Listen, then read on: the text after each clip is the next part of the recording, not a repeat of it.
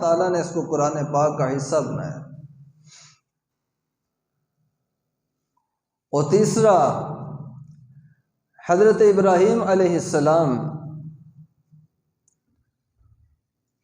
وہ دعا کرتے ہیں ربنا اغفر لی ولوالدی وللمؤمنین یوم یقوم الحساب،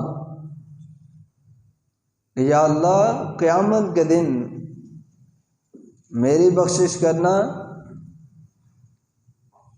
میرے والدین کی بخشش کرنا اور تمام ایمان والوں کی بخشش کرنا۔ اب اس دعا کو بھی اللہ تعالیٰ نے قرآن پاک کا حصہ بنایا۔ اگر ابراہیم علیہ السلام کی دعا کا فائدہ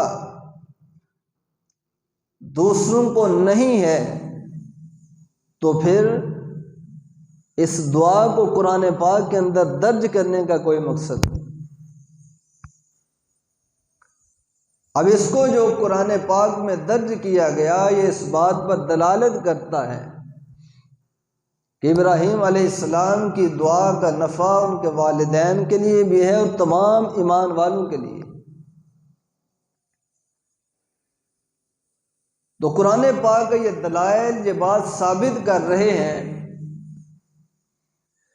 کہ زندہ کے عمل کا فائدہ مسجد کو ہوتا ہے۔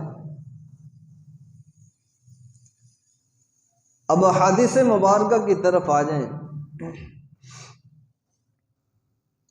جب کوئی مرتا ہے تو ہماری شریعت کا حکم یہ ہے کہ اس کی نماز جنازہ ادا کرو۔ اب نماز جنازہ زندوں پر فرض ہے۔ اگر مرنے والے کی نماز جنازہ کوئی شخص بھی نہیں پڑھتا تو سارے کے سارے گناہ گار ہیں۔ تو اب نماز جنازہ کو فرض قرار دیا۔ اب نماز جنازہ کے اندر ہے کیا کہ تم نے مسجد کو سامنے رکھ کر اس کے لیے دعا کرنی۔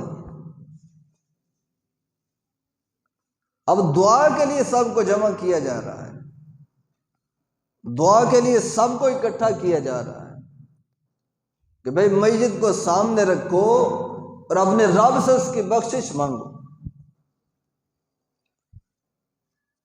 اب اتنا ہجوم اس ایک بندے کی بخشش مانگنے کے لیے، اب سامنے مسجد ہے اور نماز جنازہ پڑھنے والے بخشش مانگنے والے زندہ لوگ ہیں۔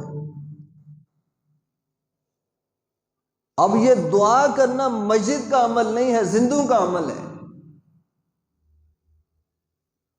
اب اگر زندہ کے عمل کا فائدہ مسجد کو نہیں تھا تو پھر نماز جنازہ کی صورت میں اتنا ہجوم اکٹھا کرنے کا مقصد کوئی نہیں۔ اب جب یہ ہجوم بلایا گیا